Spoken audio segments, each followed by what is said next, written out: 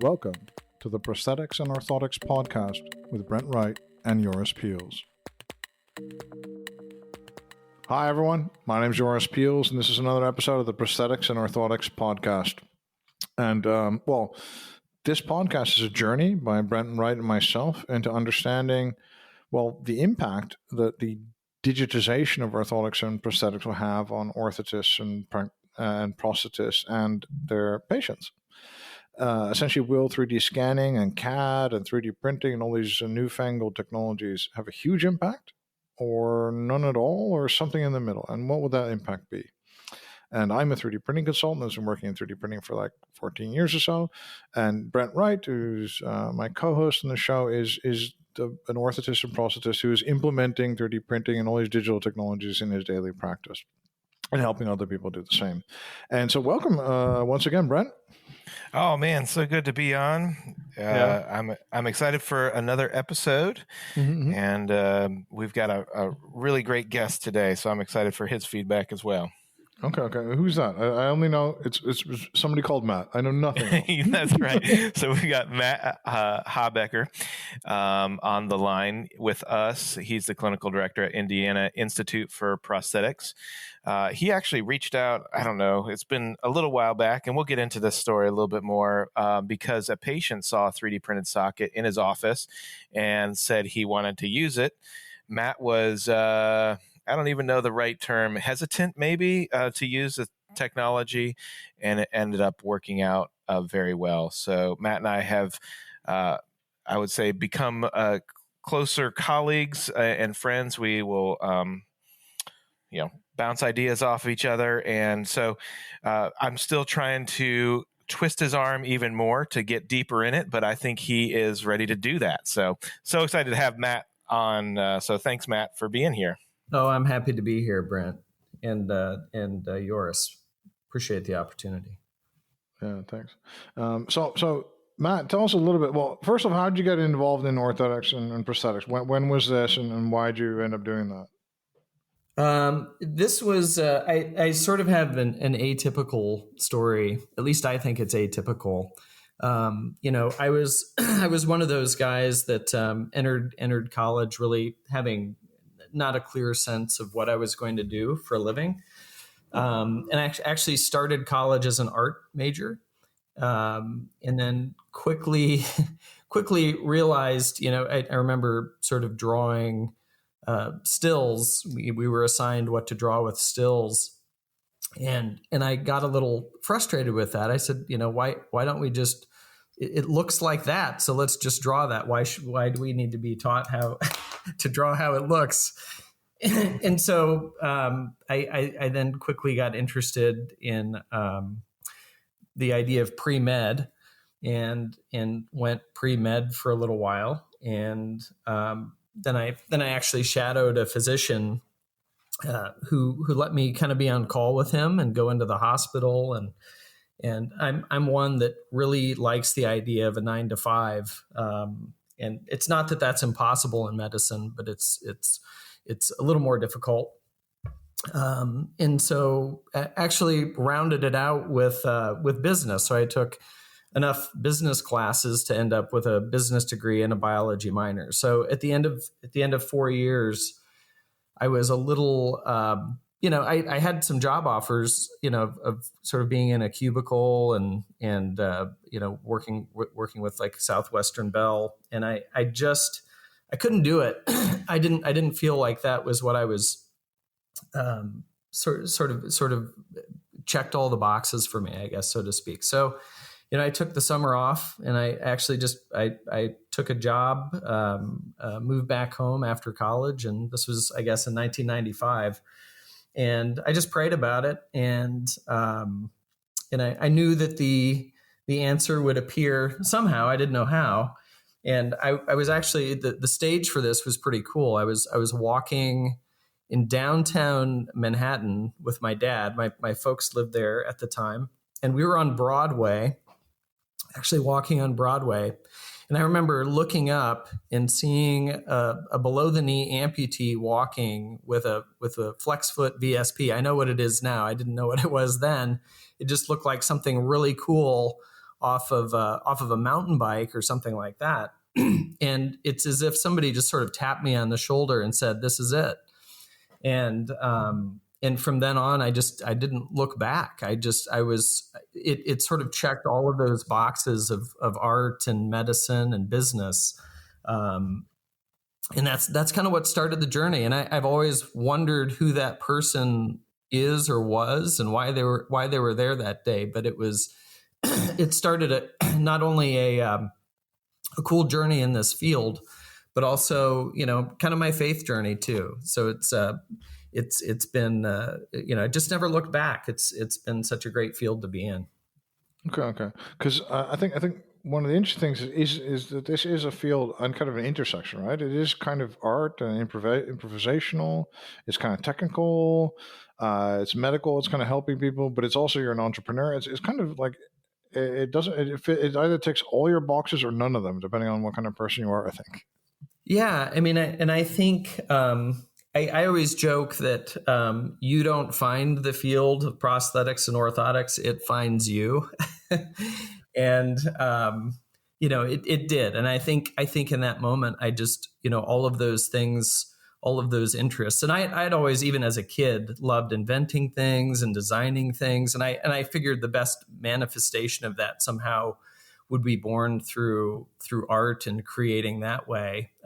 But truly, it's the perfect intersection of all of those things, and it's such an interesting field, and I've spoken about this at a conference before, but I always describe it as sort of the land of misfit toys. Nobody kind of knows what to do with us in the P&O world because we're not physicians. We're more engineers and artists, and it's just such an exciting field to be in, and it's neat to be in it with people like Brent. And I'm looking forward to meeting and knowing you more, Joris. Just even through LinkedIn, I think that's how Brent and I met. But just the handful of people that just absolutely love doing this, and just have a similar interest. It's so cool to be a part of that community. No, definitely. I think I can imagine that. But so your own practice you have your own business now, right? Or I do, yeah. We're 10 years old this year. Okay, congratulations. And what kind of businesses do you specialize in? Something or? So yeah, we do, I would say 99% prosthetics here. I come from a background in doing both.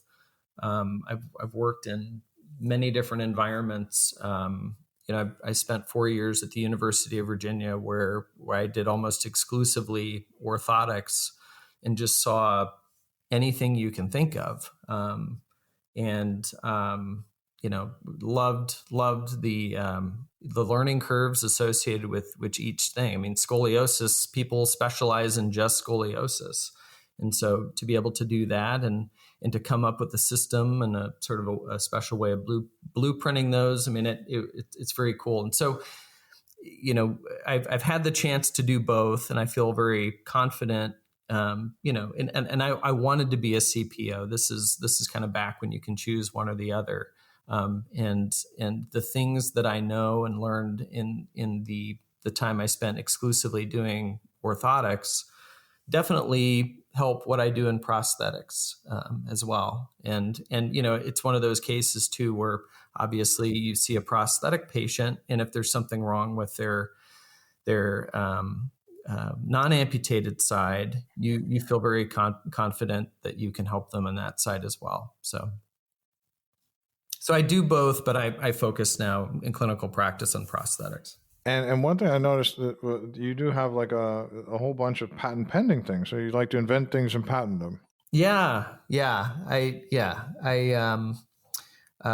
have, again, since childhood, sometimes, you come up with different ideas to do different things. And especially, again, one of the reasons to love the world of prosthetics and orthotics, it's just so ripe for innovation.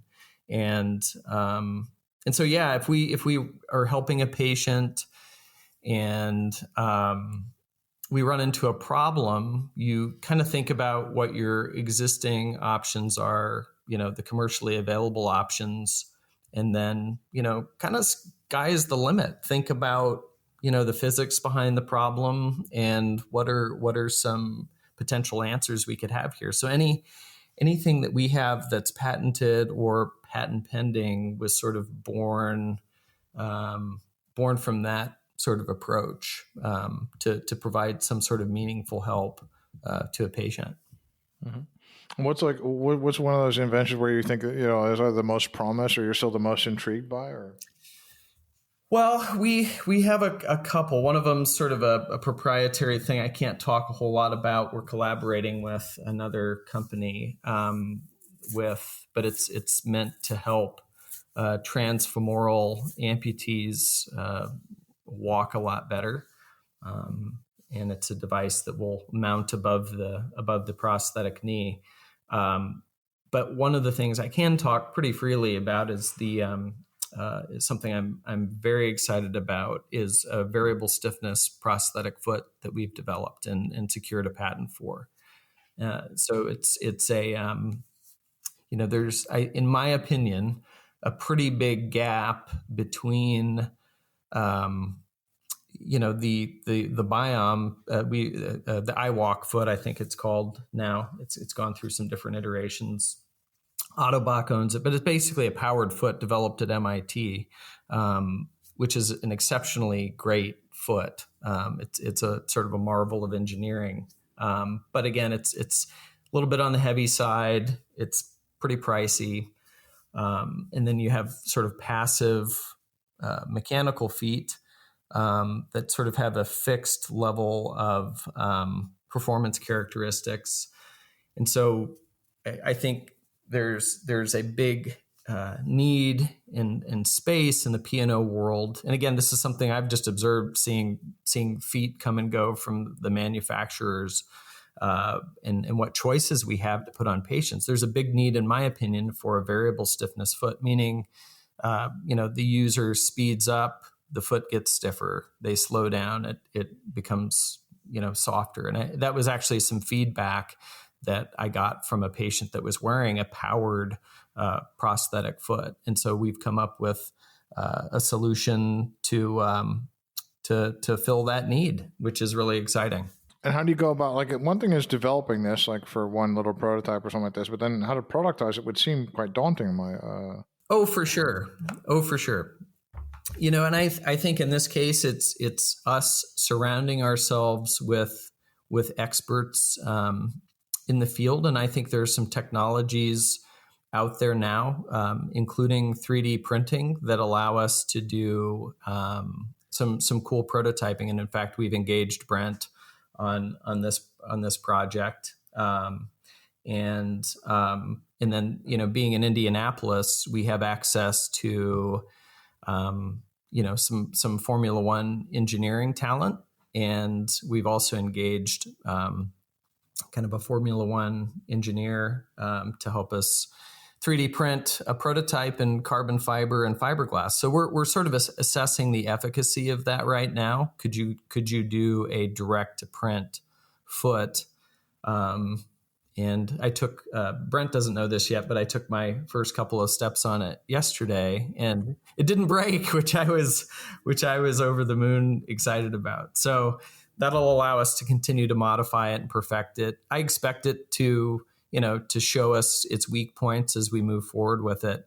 And even if we don't end up using that as the sort of the embodiment of choice, meaning a 3D printed embodiment, it at least will allow us to have something that we can at least demonstrate to another company if we choose to license it or sell it to them, or set the table for some really cool, precise molds for traditional carbon and fiberglass layups. Is that the only thing you can do, really? Or is it just too expensive for a single practice to kind of commercialize that? Or we're looking into all the options. And so, the Osers of the world, the Autobox of the world, didn't start off being, massive companies. They started with an idea. We have a lot of plate spinning here at the Indiana Institute, and this is one of many. And so, it's something that we're kind of developing collaterally to serving a bunch of patients, but it's gaining some momentum. So we'll just have to see, how it evolves.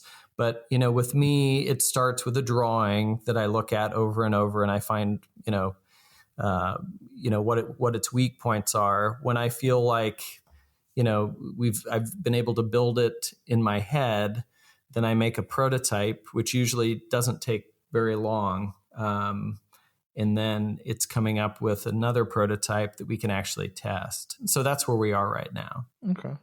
And did you hope, is that where your future, like ideally, is that where your future would be? Or do you want to stick to patients, or do you want to kind of have a hybrid of both of them? I think I always, I think the older I get, and, we're wanting to maybe hire another clinician or two within the next few years.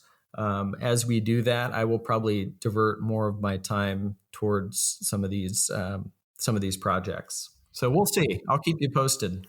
Well, definitely. That's right. And so this, in this case, in this innovation, I think it seems to be that 3D printing plays a very central role, and in developing that. Do you think it democratizes innovation in that sense? Or are you more able to make? Oh, absolutely. Solutions? Absolutely. I think, just sort of like the, publishing, for if people want to publish a book, it's kind of never been easier to do that. And not that publishing a book in any stretch of the imagination is easy on any level, but I think there's a parallel to this. Before, if you're using traditional methods, I would even say it's prohibitively expensive to do something like this. But the prototyping has been, the 3D printing of fiberglass and carbon has made it very affordable for us to really look at this and explore the design further and, assess efficacy. So yeah, without question, 3D printing has really unlocked that ability for us. And how do you do it? Do you do it in-house? Do you outsource, kind of mix? Or? No, I outsource that. Again, if I don't feel like I'm the best person to do it, I am happy to align with somebody that is. And I think that's been one of the things that's really helped this company grow as it has, is just surrounding ourselves with people that are really nice, but are really good at what they do.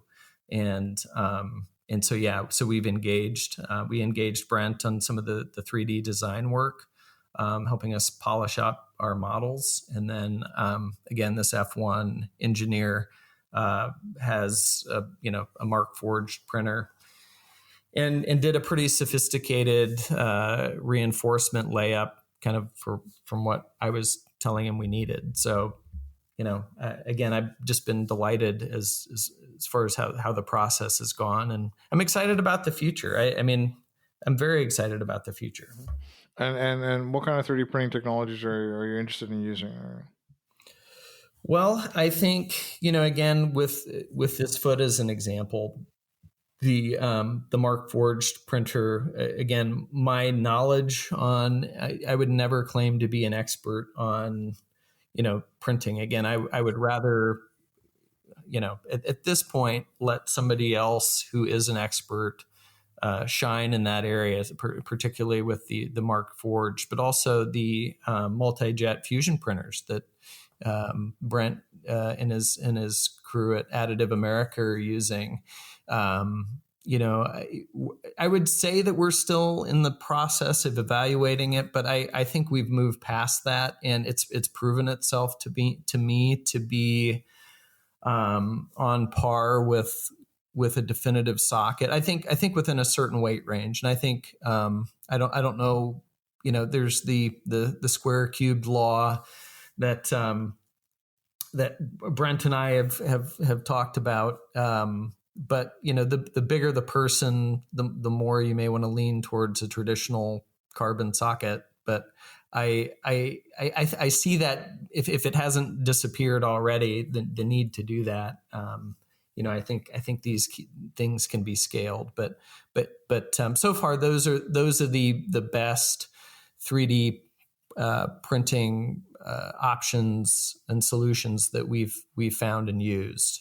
I think there was a time where we had a Delta Axis 3D printer on our own, with the intention of using it to build test sockets. But we were finding that the things that we were doing in lab, the traditional fabricating techniques at the time, again, this was many years ago, the coefficients of friction were lower, and we could do it pretty rapidly. I think, again, the 3D technologies are advancing so rapidly. I'm looking for the day when it's a no-brainer leapfrog over what we're already doing. And I think if we're not at that level, we're going to soon surpass that. Yeah. The weight thing is interesting because it doesn't make sense, but could you go a little bit more deeper into that? Because it seems like, it seems really interesting. Which part? Well, just the idea that maybe a definitive. So every time we do this with practitioners, we end up talking about are we ready to make a final socket, right? With using additive, right? And you're bringing in some nuance, saying that maybe for lighter people this is possible, and for heavier people this isn't, right? Well, I think when we initially engaged Additive America, there was sort of a weight recommendation. And it's possible, I think, to make these sockets strong enough for as heavy of a person as you want, but you're also going to have the added weight. And I think Brent could probably speak to this much better than I could, but we wanted to be just respectful of that. And I think anything that's out there that claims to be sort of a panacea, an answer to everything is something that I tend to raise my eyebrow over. But because some things just simply work better, they're lighter, they're stronger, strength to function ratios. There's just so many variables to consider. And, I think 3D printing is moving closer to becoming sort of a panacea, but that you still have to factor in cost, and that's still a big thing. It's still for somebody like myself that has to rely on outside companies to make it. It's still relatively expensive. Still something we have to plug into the spreadsheet and see if it makes sense. But yeah, I do think it's the way that the technology and the embodiments of these 3D printed devices are moving. I think it's just going to be a matter of time before it doesn't make sense to do them all in a 3D printed embodiment. Yeah, and I think adding to that, Joris, and on the weight side of things, and I think Matt was onto something there, is there's a point at which it no longer makes sense to use 3D printing unless you just want to use 3D printing. So when you start getting heavier patients, and we're talking 275, 300-pound patients, the reasons to 3D print, which are like having dynamic areas, flexible areas versus rigid areas, those start to fade away because you have to focus on the strength of the socket. And so when you start focusing on that, then you start the 3D printed socket then starts getting heavier than a traditionally fabricated carbon fiber socket, heavier and thicker than a traditionally fabricated carbon fiber socket. And so that's really what we're talking about, is not 3D printing for the sake of 3D printing, but 3D printing for the sake of, hey, are we getting the dynamics that we want out of something that we can't get out of traditional fabrication? Or, as in the case of a heavier patient, we're going to traditionally fabricate this because we know we need it to be strong, and we know we're not going to get the dynamics out of the a 3D printed socket anyway. Because we're going to have to overbuild it. Yeah, I think that's really interesting, actually. And also the fact that then the flex or any of the advantages are just eroded over time as well, right? Yeah, as you go up in weight, you've got to start building this thing, because it's not just weight, but it's you. I think they said if you take a bad step off a curb, you end up pulling like 5 Gs through your leg. So it's 5 times your weight. So anytime you start, and those are the kinds of things that we have to plan for. When we're doing a prosthesis, is it's not just the walking and somebody 300 pounds walking. It's what happens if they lose their balance and they fall, or they fall and their leg bangs into something. And that it's all those all those things that we have to take into consideration. I have yet to see a prosthesis fail under normal walking conditions of any sort. There's always an event. I call it a traumatic event, or this high impact, high force event that causes any prosthesis, traditional or additive manufactured prosthesis, to fail. And those are the types of things that we're grappling with now on how do we build for that, because there's really not testing for that.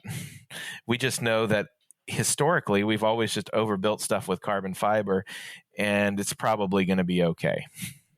Yeah, but I had very limited involvement with this. But what struck me is, like, in a pure engineering environment, you would look to finite element analysis, you would look to software to solve this, right? But the prosthetists basically look at just like over-speccing the hell out of it, and just like, is that could we maybe be using more engineering tools and software tools to be making this a little bit more nuanced, let's say? I think you can. I think we do. But the problem is some of these things you just can't plan for.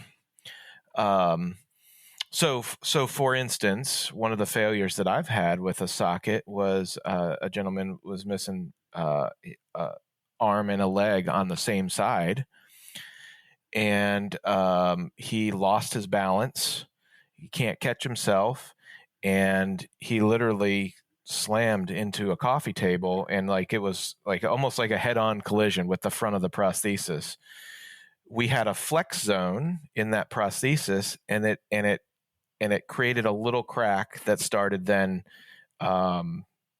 expanding over time. Now we were able to catch it, but there's not an engineering solution in the world that can say, especially on a one-off type of deal, like every single time doing this, that says, hey, make sure you put the coffee table slamming, thing into that socket, just to make sure that we're good in case that happens. And then on the flip side of things, I've had another patient that was walking on ice up in Michigan, and fell and cracked the back of his socket on the ground. Well, that's a pretty big fall. And I said, "Oh man, I'm so sorry that thing cracked." And he goes, "Dude, I'm telling you, if it wouldn't have cracked, I probably would be doing a hip replacement right now, because if I would have been in my carbon fiber socket, it would have caused more damage." So then it's like, okay, so are we engineering for failure, or do we want to overbuild this?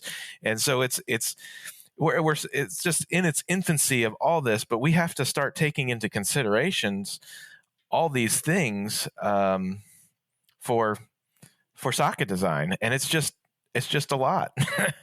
But I think one day we're going to get there, but it's a lot to consider right now. Yeah, totally. And then the one thing that dawns on me now is that, okay, we all think of like other people. I don't live in America, and then you always think in America about the liability and the tort is so onerous in the United States. I mean, how does that work? Like, and if that guy would be injured or something from the socket having a mistake in it, how does that work then for the practitioner? Yeah, I mean, I think that's what's exciting about 3D printing, is that you have a recipe for the socket. You have this idea of, hey, we've done this much testing and we feel comfortable using our skills and what we know about the field. on putting on this patient, we can look back on the day that it was built and we can say, hey, this is what the humidity was. This is how the build went off. This was the orientation, all this stuff to go along with it. But when you traditionally fabricate a socket, and I mean, it may be different for Matt, so we'll ask him too, because he's very organized and all that. But there's not many companies that keep track of what the layup was. Hey, what was the humidity in the shop? How did the resin set off? All this stuff is not it's not data that you can go back to. So I'm starting to become even more and more comfortable saying, if that was to ever happen to me and I was to be on the stand, I can say, hey, look, this is the body of knowledge that I'm working with, and this is the processes that we've followed. And yes, we had a failure, but we did all this to mitigate that. Where I would have more of a trouble is on a traditionally fabricated socket, and they say, hey, what did you do to mitigate this? And I said, well, hey, Bobby was back there laminating something. I think he put 3 layers of carbon fiber on and some filler stuff, and we use this type of resin. That's a much harder position to be in my opinion. And Matt, just like if you think about this, like you don't have your own printers, but you rely on them to innovate and also make some test sockets and stuff like this. How do you work together with these people? Do you do the CAD? Do you do that in house as well, or do you only scan, or how does that work? No, so we've engaged Additive America, a very small number of times so far, and I always call Brent the design wizard, which he is. But what I will do is design and develop a tradition, have patients go through a traditional test socket series, test sockets that they've worn at home. They've kind of gone through all of the experiences of life at home or work or whatever they're doing, and then coming back to me and saying, we're happy with this fit. I always joke that I have to be happy with it too. So when we both agree that it's ready to go to definitive, then we can kind of go whichever avenue we want. So what we do and what we've done is send in the test socket, that winning test socket shape that Brent would then scan, I think pour with alginate and then scan it and then go on to fabricating it. So I'm a stickler for alignment too. And I have to give Brent and Additive a shout out where the alignment was extremely close. And I think that was one of my big reservations, was making that leap, because I'll probably always have my hand in traditional fabrication to some degree, shape, or form, just because I think it has its place. There are some things again that these things are not mutually exclusive, and I think they can absolutely thrive together. And that's what I see our future with this technology, is thriving, sort of using the best of both. So anyway, we sort of had the shape that we wanted, and then it became the formality of what it's made out of. And so they took it and ran with it and have come out with some great solutions for us. Mm-hmm. And how about like the ancillary technology, like 3D scanning? Do you see that as becoming a part of your practice that's really important, or? It's something that I'm interested in.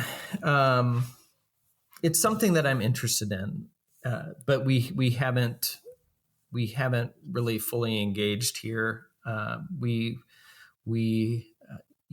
thing, I guess, to reconcile for me, the scan is definitely essentially a photograph of somebody's leg, and you can do a lot with obviously modifying that base photograph of the person's leg, and people have tremendous success with it.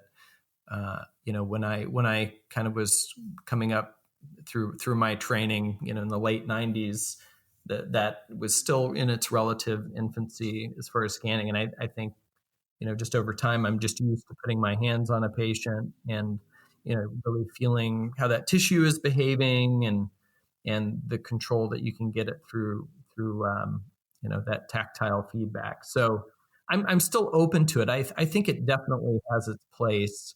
And if we're not scanning limbs directly, we could always make our own alginate molds and scan those, which I think would be a handier step. That way, a patient wouldn't have to be without their test socket for the small amount of time that we need it for somebody else to do that. So I see that happening pretty soon here.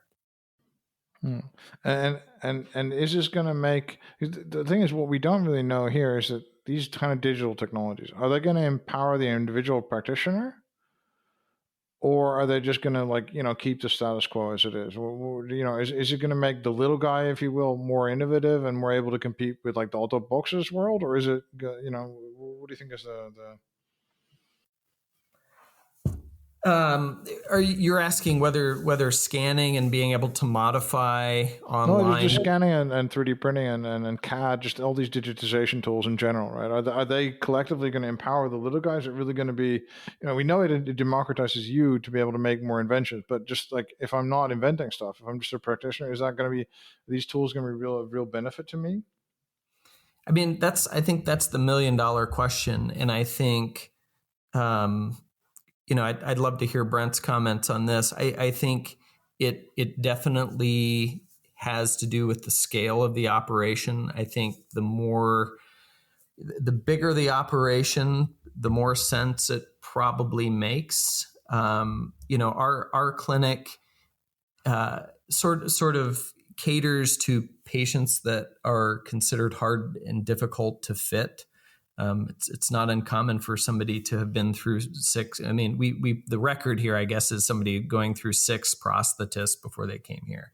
And so they usually come with a problem to solve. And so we spend a lot of time in the test socket world versus, just a quick scan and rectifying and then making it and delivering it. Not that that's not possible, but usually we have to go pretty deep in solving some of these problems. And so again, the traditional techniques just so happen to be the ones that we use and are successful in getting us from point A to point B.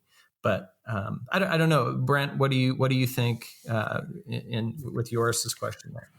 Yeah, I mean, I think there's a couple things. One is I still think what you're doing, and what I appreciate what you're doing is you're still the clinician, right? You're not using the technology as a quote unquote crutch to make something fit. You're spending the time up front getting something to fit, and then using the technology to create, the final product that you already know works and potentially make it work better with digital technology. I think one of the things that is interesting about the independent guys is they're going to have more passion than any of the big companies ever. Those guys, they punch their clock, right? 8 to 5 or whatever. And then they go home and they don't necessarily eat, live, dream, this stuff. And so I think that's where the real benefit is against some of these bigger companies is exactly what you're saying, is that this digital technology and the pricing is coming down to the point where an independent company can use this technology, leverage it, have a passion for it, be very good at it, and provide a better product than what some of these bigger companies could ever provide, just because they don't have the passion to make it happen. Now, one day it will come where they'll have some sort of recipe, AI driven something, but there's always going to be the Matts of the world that are going to fit the patient because the patient hasn't been fit by AI. Like, AI is not going to take care of that. So I think that's what's exciting about the whole thing. And I think it's been interesting to have the variety of people on this podcast. And this is really our first one where we've run the gamut of traditional test socket going to a definitive after fitting of that check socket. We've had so many people talk about FDM printed check sockets or 3D printed check sockets, and not a lot moving into the definitive world. And so I think that's what's exciting, is that you have these independent specialized prosthetists that not only have great skill, but then make their product even better with additive manufacturing. And that's what's exciting to me, is I think there's always going to be a place for those independent guys. Mm-hmm. Okay. Wait, one thing that you said, Matt, intrigues me. You said you kind of specialize in difficult to fit people. What does that even mean? I have no idea what that even means. I think it's, maybe you could quantify it by discounting the number of prosthetists they've been to. So there's something about the fit that comfort is paramount to an amputee. They can have the most sophisticated parts on their leg, really expensive parts, but if the socket, the man-machine interface, is not comfortable, they just won't wear it, or their time in it will be very limited. And that's something that, as practitioners, it's very hard to quantify. You feel like you do the best job of the patient, and then maybe you have no idea how much the patient's necessarily wearing it, or what they're reporting. So we, for whatever reason, we've ended up helping a lot of people that have been in that situation where they want to wear it more, but X, Y, or Z. I can wear it for 2 hours, but then the anterior distal part of their tibia starts hurting, or they get a cramp or something. And it's taking the time to really figure out why that's happening. And sometimes, again, when a project is sped through, and that's, I have talked about that recently at the Academy meeting, of how I see this problem, this trend of everything wanting to be faster and faster and faster, because it's harder and harder and harder to get paid. You still have an obligation to the patient to be comfortable and to do your very best job, and give them lots of choices during the time that you're making the prosthesis. So anyway, that's what we try to do and give our patients. And I always tell patients to complain as much as they want. The people that complain the most get the best fits, because we know what's, we have to know what's wrong with, and refine it until we make it as perfect as it can be. And that's what the journey is. It's not making something that, there's no such thing as a perfect prosthesis. There's always something that we'll want to nitpick about it, or that we could have made better. But comfort is the thing that we're, is sort of the gold standard, the holy grail, is what we're all chasing and wanting for the patients. And so, again, it is a hard thing to quantify, but again, I suppose the metric we could use is the number of prosthetists they've been through before, or their level of frustration, coming to us and asking for help.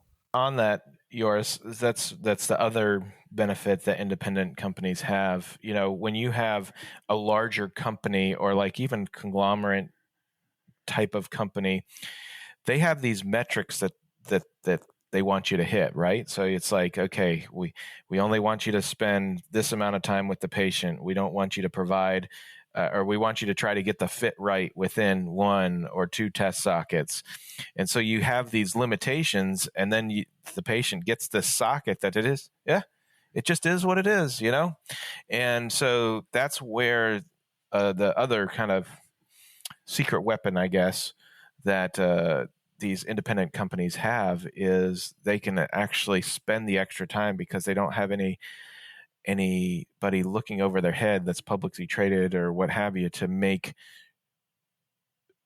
it go faster. And that's the way healthcare a lot of times should be. Now, on Matt's website, what I really appreciate about it is and I'm not there right now, but I remember looking through it, and he has this kind of comfort guarantee essentially what it's saying is like, I'm going to do my best to get you comfortable in 1 or 2 test sockets. So there's time involved, but it's not a bunch of capital in front. And if I can't get you comfortable, that's my best. And I'm going to just say, hey, I've given it my best shot. And what I can do for you isn't enough for what you need. And I think that is a very noble way to go, because there are some prosthetists that may get in over their head, and then you end up with a patient that's unhappy, and an unhappy patient on the backside after you've delivered this product and gotten paid and all that is not something that you really want to do. So if you can get them happy on the front end, get the buy-in that way, you're going to have a lot happier patient down the road. So I think that is another competitive advantage that independent companies can give. Yeah, well, and it's one of those things too, where, Brent, I know you're this way. You care deeply about this field, and I think just with anything, we have to be careful about how we use it, and so we have to be, I guess, gatekeepers of things that we see that are happening negatively in our field. And so I see the 3D movement as having just tremendous potential to innovate how we're doing things. Using finite element models. Brent, you and I have talked about this before, and then coming up with sort of a master lattice. Building channels in it to heat or cool, and we've got a few ideas for that. I see it having this great potential, but I don't want it to tip toward the side of enabling people to have prosthetic factories where they have a patient come in, they process the patient, and then they deliver it. I mean, there's this trend of same-day definitive fittings, which are kind of, for the right patient. There's definitely exceptions, but I have a feeling it's being pushed toward being made the rule, and that's sort of concerning to me. So I think people are using 3D printing in a lot of different ways, and I see Brent and his crew using it the way it's intended to be, and it's a beautiful thing to see, and it's why I've really engaged him, because I feel like this is a guy that's doing it right, that gets it.